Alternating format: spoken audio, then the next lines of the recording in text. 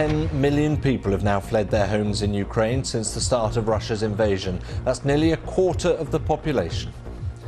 Millions of them are children, some of whom escaped from the besieged city of Mariupol and are left with life-changing injuries. All of these are victims of Russian attacks. It's not just the physical injuries, though. Many of these children have deep psychological trauma that they will perhaps never get over. Russia's deadline for the defenders of Mariupol to lay down their arms comes and goes. No sign of surrender, though. Also, the legacy of war. We examine how this conflict could be redrawing the world as we know it.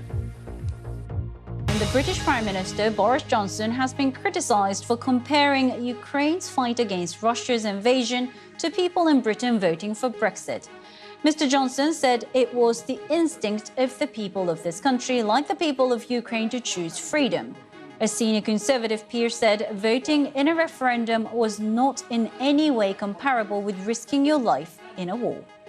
Well, as of course the crisis, the conflict, the war goes on in Ukraine, just want to bring you up to date on what is happening this week, because NATO leaders will be meeting on Thursday in Brussels. That will include President Biden and, of course, the other heads of government. But also, the White House has just outlined to us that Mr. Biden will be hosting a call later in the day with President Macron of France, Chancellor Scholz of Germany, also Italy's Prime Minister Mario Draghi and Boris Johnson. So they will be holding a meeting later in the day. And on Friday, Mr. Biden will travel to Poland to discuss the situation there with the president.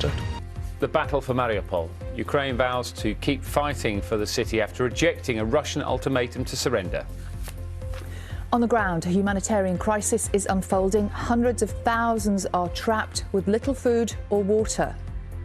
We have been in a basement for 11 days. This is the 25th day of war. We've been counting every one of them. We hope for the best, to live as humans. In Kyiv, shelling in a residential area leaves at least 6 people dead. Thank you for being with us on this Monday morning. If you just switched on your TV, what we're going to do now is bring you up to date with everything that's been happening overnight in Ukraine. John Donaldson is in the studio with us. And John, it's been another one of those busy nights, hasn't it? A lot to catch up on, including some pretty shocking new pictures we've got in from an attack in the capital, Kiev. We'll come to that in a moment. We're going to start, though, in the south, in Mariupol, that port city down there on the southeast coast, which has seen some of the most intense fighting and grimmest humanitarian conditions of this 3.5-week-long conflict so far. Overnight, Ukraine has ignored a deadline given by Russia for forces to surrender the city and for residents to leave. Moscow had said that it would open up humanitarian corridors if Ukrainian officials agreed to lay down arms. Ukrainians have rejected that demand and vowed to continue fighting. Here are some of the latest pictures emerging from Mariupol. These really give you a sense of the situation on the ground, some of them just too grim to show. There are 300,000 residents without water, power, medicine or food. We can see people digging graves in the streets in a city which has been virtually reduced to ruins. 90% of the buildings having been damaged or destroyed. Let's just hear from one local woman, Irina Chernenko. She's a librarian in Mariupol. We have been in a basement for 11 days. This is the 25th day of war. We've been counting every one of them. We hope for the best, to live as humans. The apartment has been broken. Everything is broken. Where can we go from the basement?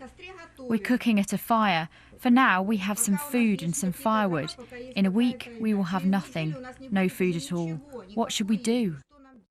Irina there in her basement, but nowhere really is safe in Mariupol. Just a few days ago, Russian missiles targeted a theatre here where many people were sheltering, and President Zelensky has accused Russia of hitting another shelter over the weekend.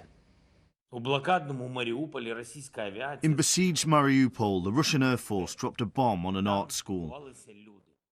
People were using it as a hiding place from bombardments. There were no military positions there. There were about 400 people, peaceful people, mostly women and children, and elderly people. They are now under rubble. For now, we don't know how many people have survived, But we do know that we will shoot down the pilot who dropped that bomb, like we've already shot down nearly 100 other mass murderers. And it's not just Mariupol under fire. Overnight, the capital, Kiev, was also under Russian attack. Shelling of a shopping mall and residential district is said to have left at least 6 people dead, with emergency services still desperately searching there to get people out trapped from under the rubble. These pictures, which show the scene in the morning, they've been shared by a German reporter at the scene, show you really the force of that attack. And you can see that shopping centre completely destroyed. We've had an update from Ukraine's armed forces in the past few hours. They say their air forces hit a further 7 Russian targets, including 1 aircraft, 4 unmanned aerial vehicles and 2 cruise missiles. The BBC has not yet been able to independently verify these claims.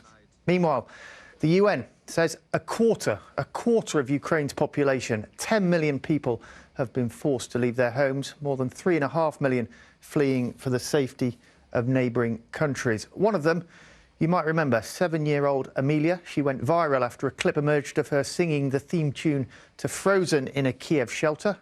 Well, last night she opened a major charity concert for Ukraine in Poland, singing the Ukrainian national anthem, Ukraine has not yet perished. Let's just have a listen.